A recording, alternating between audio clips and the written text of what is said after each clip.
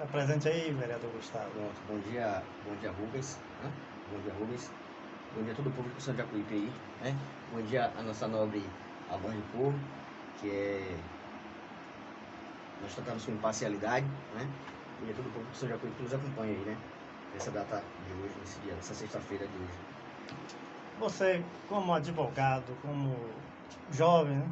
32 anos, não é isso? Isso. Jovem. Como é que você vê a Câmara atual, a Câmara de Constituição de Jacuípe? Vamos lá, né? A composição da Câmara hoje é formada por dois polos, né? A oposição, que eu faço parte de composição da oposição da cidade, e tem a situação, né, que é ligada diretamente ao governo da prefeita Tânia, né? Hoje eu faço parte da oposição, sou vereador da oposição e me mantenho nesse patamar desde 2021, quando eu comecei a ver as ações do governo, né? Quando eu comecei a discordar das posições que a prefeita vinha, né, empregando na nossa cidade. A efetividade das denúncias, que a gente vê muitas denúncias. Sim. A Câmara tem respondido bem à denúncia? Então, vamos lá, né? A Câmara, né, as denúncias são feitas por parte da oposição, né? A situação nunca vai fazer denúncia contra o atual governo, até porque fazem parte da cúpula do governo. Eu, muitas vezes, né, fiz diversas denúncias e estão prosseguindo, né? Infelizmente, a gente não tem uma celeridade nas denúncias que de um mês para outro. A gente não tem uma celeridade que nos deixe mais à vontade para a gente poder dar uma resolução com mais facilidade. A gente sabe que existem muitas coisas erradas, né? Eu falo muitas coisas no sentido de licitações, né, das ações mesmo da prefeita, ferindo diversos princípios administrativos, né? Ela, como gestora do município, está deixando a desejar em diversos pontos, né? Nós temos um índice pessoal da prefeitura que está muito alto, que é o índice pessoal de contratação de servidores, que já extrapolou, já passou, né, o delimitado pela Constituição Federal, né, e dentre outras demandas que nós temos aí na cidade, falta de iluminação muito precária, a iluminação pública, diversos contratos aí que foram licitados no município, que vincula, né, a imagem da prefeita juntamente com a imagem do procurador do município, que isso é terrível, né? Você, quando é gestor de uma cidade, você precisa, de uma certa forma, organizar os gastos das finanças e respeitar o poder público, né? Existem princípios administrativos que precisam ser regidos, as leis, as normas jurídicas precisam ser seguidas à risca, e não é isso que a gente vê nesse governo que está aí. No caso, eu vi algumas leis do Executivo. O vereador não pode fazer lei que gere custo para a prefeitura, né? Sim, sim. Eu vi alguma coisa, por exemplo, paredão, posto buscar, geraria um custo, né? Essas leis assim, CNH, essas coisas, os vereadores estão mal assessorados, alguma coisa aí? Isso é uma questão de assessoria, né? Então, assim, vamos lá. Na Câmara tem uma assessoria jurídica que dá posicionamento às leis, aos pareceres das leis. A gente tem comissões, né? Como é que funciona? Essas leis, elas passam por comissões, né? São diversas comissões de finança, de orçamento, né, de meio ambiente. Então, essas comissões, a depender da matéria que se é solicitada, elas passam pelas comissões. Temos 3 parlamentares em cada comissões, né? O presidente, temos o vice e temos uma pessoa, outro vereador que é para desempate. Precisa ser 3, que precisa ter um desempate. E aí o que acontece? Quando mais de um vereador faz parte da cúpula do governo, fica difícil de você impedir uma lei dessa de passar, né? Existem leis que eu acho que é necessário para o nosso município e outras que não são muito necessárias. Eu já perdi a quantidade de projetos de lei que eu coloquei na Casa Legislativa, né? Algumas leis passaram e outras nem tanto, né? Então, assim, são coisas que a gente analisa, que o povo da população precisa analisar para saber o que é benefício para o povo, né? De uma certa forma, a gente está ali trabalhando em prol do desenvolvimento da cidade, mas não é tudo que a gente pode chegar e aprovar, né? Você tocou no assunto aí sobre essa lei mesmo, né, dos paredões aí. Inclusive eu votei a favor, né? Não é que existe paredão, não é para colocar paredão na rua, é porque assim, existe um local adequado para que você faça com que os paredões eles toquem nesses locais, né? Com prévio aviso, né? Com policiamento, então uma série de coisas. Então assim, a lei ela precisa estar bem específica nesse sentido, né? E você termina colidindo com uma lei que já é uma lei federal, né? Que é a lei da perturbação do sossego. Se você faz se você não tem uma lei municipal também que regulamente isso, né? Porque já existe uma lei que é federal, né? A hierarquia das leis, já existe uma lei lá que é federal, que ela sobrepõe qualquer lei que a gente faça aqui, permitindo. Então, dentro dessa composição, essa lei, ela já, de uma certa forma, já inibe que você venha colocar um paredão no meio da rua, por exemplo. Que isso é uma perturbação de sossego. Mas essa lei, ela regulamenta que o paredão ele seja utilizado em locais adequados, né? Que é assim que acho que o vereador tentou colocar em prática, né? Então, eu entendi que seja dessa forma, e acho que também as autoridades, tanto o poder executivo quanto as autoridades que regulamentam a segurança pública, precisam ter esse conhecimento, né? Esse consentimento de que a lei ela vem para poder alternar essa irresponsabilidade que vem acontecendo por parte de pessoas que botam o paredão nas ruas, entendeu? Cara, algumas pessoas que vieram dar entrevista aqui falaram que o povo está com uma certa rejeição à Câmara atual. Como é que você vê a visão da Câmara com relação ao povo, principalmente que agora é a eleição, né? Vamos lá. É porque, na verdade, é o seguinte, a Câmara de Vereadores, né, todo vereador, ele tem obrigações e deveres. Tem prerrogativas, mas também tem as obrigações, cada vereador tem seu dever. A obrigação de um vereador é criar normas, que são as leis, fazer indicações, fiscalizar o poder executivo, né? E a fiscalização do poder executivo, ela é inerente ao vereador. Ela precisa acontecer porque nós somos eleitos para isso, para fazer esse tipo de trabalho. Se a gente recebe um recurso público para poder fiscalizar o poder executivo. Então, de uma certa forma, é necessário, né, que a população entenda que o trabalho do vereador, na sua maioria, é fazer a fiscalização, criar leis, mas fazer a fiscalização. Então, a população está enojada da Câmara, né? Por quê? Porque a gente levanta algumas pautas, né, e não são sacudidas, de uma certa forma, de forma positiva. Por exemplo, o que é que eu falo sobre isso, né? A gente apresenta muitos contratos administrativos fora da realidade. Muitos contratos administrativos com valores totalmente superfaturados, acima do valor do normal. Por que eu falo isso? É só você pegar a cidade de Coração de Maria, pegar a cidade aqui de Feira de Santana, contratos de pequenos, que aqui são totalmente fora do normal. Então a gente trata isso com responsabilidade. Eu, no meu papel de vereador parlamentar, tento tratar isso com responsabilidade. Porém, né, já os vereadores da situação deixam passar, não tocam no assunto, né? A gente levanta uma pauta dessa importante, que é sobre fiscalização, sobre uma denúncia diretamente ali, né, no poder legislativo, e eles não levam isso à frente, não tentam ver, questionar, ou tentam dar até um parecer jurídico, né, por parte deles, da assessoria jurídica deles, para poder a gente trazer isso à tona, que isso é interesse da população, é o recurso público que a gente está sendo usado naquele exato momento ali, né? O fato do vereador da situação só querer jogar tudo para a gestão passada, o que é que você acha disso? Essa é uma politicagem terrível, né? Nós temos hoje lá na Câmara hoje, nós somos 5 opositores da prefeita Tânia, né? E você empurrar tudo que acontece na gestão para a gestão passada é falta de conhecimento, né? Por parte, falta de conhecimento e também pela questão política, né? Você tem que botar a culpa em alguém. Você vai fazer o erro, tem que varrer a sujeira e jogar debaixo do tapete de alguém, né? Nunca a prefeita assume que o que ela faz está errado. E a população, o povo de São Jacuípe sabe, né? A gente está falando aqui sobre milhares de pessoas aí que estão nas ruas aí, que estão necessitando aí assistência de saúde, né? A educação do nosso município vem sendo precária, não por parte dos profissionais que trabalham nas áreas, mas sim por parte de quem administra mesmo, né? Eu digo, o secretariado da prefeita é muito fraco.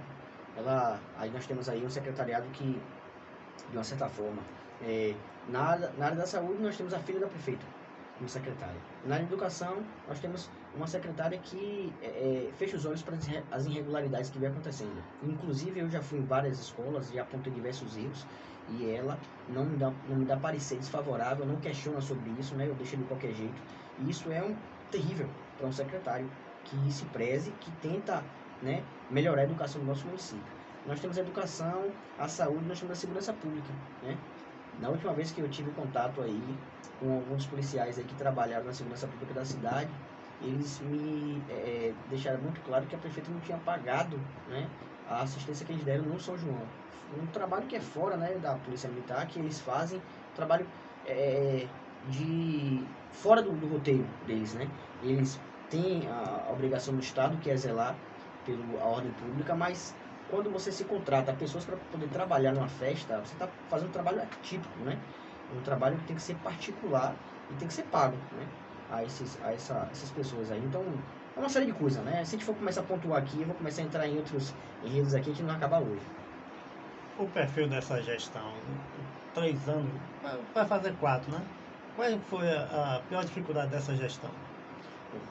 Difícil, né? As piores dificuldades que a gestão ela vem enfrentando hoje, né, na nossa sociedade, primeiro ponto, né, é a saúde. A saúde é algo terrível que a gente precisa melhorar de uma forma significativa. Nós temos diversos projetos do governo, mas não são postos em prática. E por que eu falo isso? Se você for hoje nos PSFs, nos postos de saúde, né, de atendimento básico, você não vai encontrar medicamento com frequência. E isso acontecia em outros governos com frequência. No governo passado, por exemplo, se você, o PSF que você chegasse tinha medicamento e ainda sobrava. O porquê dessa falta de medicamento, né? Sendo que a folha está sendo paga e o hospital está gastando valores aí exorbitantes. Então, na saúde, esse é um problema, a falta de medicamento, né? O hospital é coordenado por uma funcionária que ela tenta dar seu melhor. E eu acompanho o trabalho dela de perto. Eu vou no hospital com frequência. Não, agora não com tanta frequência como eu ia no passado, né? Mas ela tenta desempenhar seu trabalho. Eu sei que é difícil, eu sei que não é fácil você organizar a saúde no município, né? Deixar 100%, que nem o governo é 100%. Mas é necessário também você pelo menos dar assistência básica ao povo, né? A questão do medicamento, a questão do atendimento ao público tem que ser de uma forma significativa para poder melhorar também, né? As pessoas precisam ser atendidas. Você vê hoje as pessoas dormindo em fila na frente da secretaria porque precisam buscar exames, né? Precisam ir atrás de consultas médicas. Então isso é um problema muito sério, muito grave. Isso teria que ter uma forma de você resolver, né? Tentando minimizar esses problemas. Então assim, para você, não é só você pegar o dinheiro, inserir na parte da saúde e deixar que as coisas aconteçam. Tem uma certa objetividade. Você tem que ter profissionais ali que sejam capazes, capacitados para poder melhorar a saúde como um todo. E isso eu estou falando aqui não é questão de política, não. É questão que as pessoas na rua, se você fizer uma entrevista hoje, você vai ver a quantidade de gente que carece aí de saúde no nosso município, né? Você falou também sobre a educação, não foi isso? A educação também é uma situação que a gente vem enfrentando e que nesse ano eu não pude dar muita assistência à educação porque eu estava envolvido com outras coisas e outras demandas. Mas a educação do nosso município ela também vem enfrentando diversas dificuldades, né?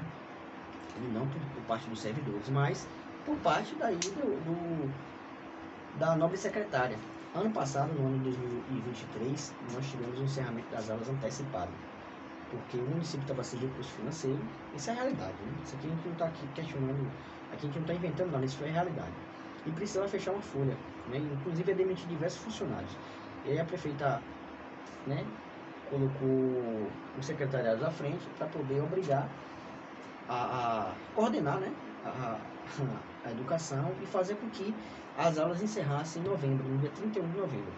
Eu fui nas escolas, fui em algumas escolas fiscalizar, para saber se de fato isso era realmente verdade.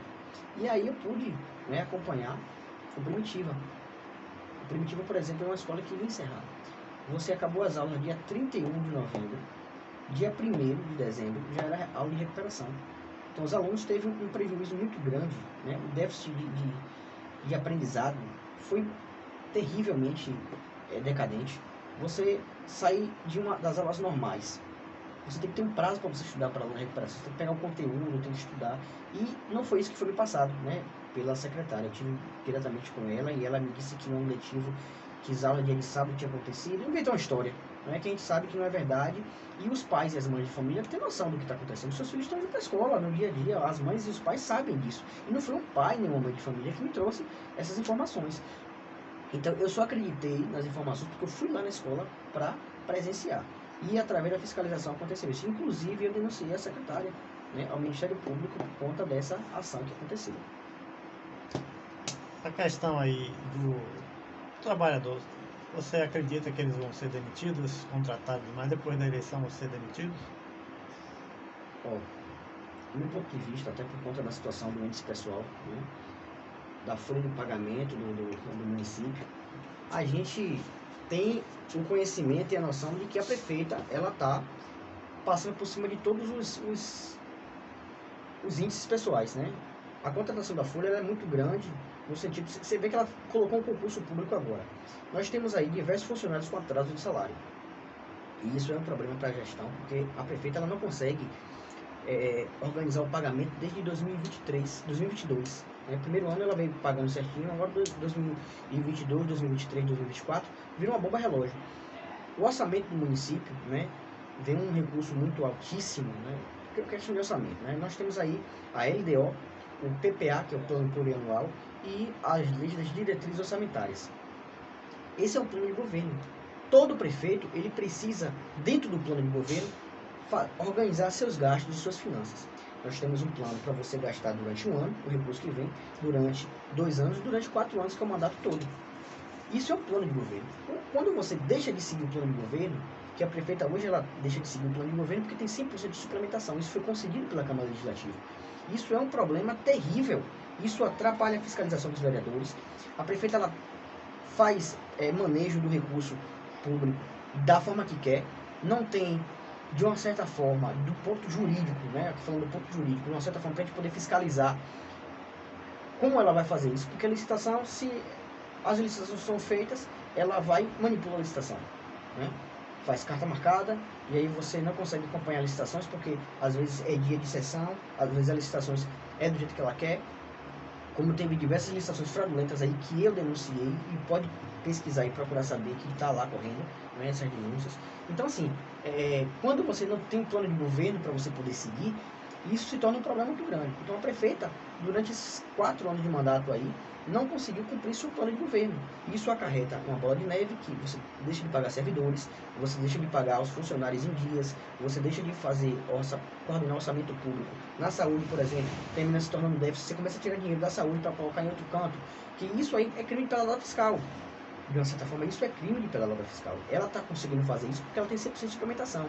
Ela consegue mover as pastas ali do jeito que ela quer, do quebra-cabeça, e aí, de uma certa forma, né, fica, como é que se diz, com todo o poder para poder fazer isso, e aí derruba a educação, não deixa a educação seguir no curso natural como deve seguir as demandas da educação. A saúde também termina sendo um problema, os funcionários do nosso município ficam sem receber e os fornecedores ficam com atraso aí no pagamento. Então vira uma bola de neve, né? A todo custo vira uma bola de neve. E sobre a sua pergunta, né, para o povo entender esse meu questionamento aqui, essa minha linha de raciocínio, eu tenho certeza absoluta que a partir de outubro essas pessoas serão demitidas. Elas ganhando a eleição ou perdendo, vão ser demitidas. Por quê? Porque primeiro é o compromisso, né? Não existe recurso financeiro para você poder fazer o que ela está fazendo. Eu tenho noção disso. Se você hoje olhar no site do Banco Central, né, você consegue ter uma... Como é que se diz? Você consegue ter uma noção de quanto entrou no município até agora e de quanto vai entrar até dezembro, entendeu? Então assim, ela já gastou muito mais do que o orçamento teria que ter gastado durante um ano aí, né? Então, infelizmente, quando você não tem um planejamento de governo, acontece esse tipo de coisa. Infelizmente está no horário, mas a gente tinha muita pergunta para fazer, para deixar esse espaço aberto para a gente falar de empréstimo, dessas questões de É uma série de coisas. Se a gente for parar para analisar aqui, é uma série de coisas, né? Tem que falar sobre os empréstimos. A gente tem essa questão dos contratados aí do município, essa questão do concurso público, não é, que é uma questão muito peculiar e tem que ser discutida, que nós sabemos que isso aí é uma questão de política. Teve 3 anos para fazer o concurso público, não fez, agora em tempos de política está querendo fazer. Sabemos também que existe a arrecadação das pessoas que se cadastram ali, que é para levantar fundo, recurso para poder ser gasto na eleição de 2024 agora. Isso tudo eu trato isso aqui abertamente, não tenho medo de falar, tenho verdade no que falo e posso provar tudo isso que eu estou falando. A gente vai marcar um outro dia para você vir com mais tempo. Agora, as suas considerações finais aí. Então, primeiro agradecer, né, sempre a JS aí, a imparcialidade, a você, Rubens, também, a imparcialidade, né, dizer ao povo da nossa cidade que nós estamos aí firmes e fortes na luta, né. Eu quero utilizar um pouquinho desse tempo aqui para poder falar um pouco sobre a política. Estou apoiando a ex-prefeita Normélia Corrêa ao pleito de 2024 aí, nessa eleição, né, a mulher que foi prefeita durante 8 anos no município, mudou a cara de construção de Jacuípe de 2012 até 2020, a gente sabe disso. Quem conheceu o governo dela sabe do que ele está falando. E ao povo de Construção de Jacuípe que me acompanha, peço que fiquem ligadinhos lá, né, nos acompanhando aí nas demandas, porque nosso mandato ele é um mandato popular e vai ser popular até o dia 31 de dezembro de 2024.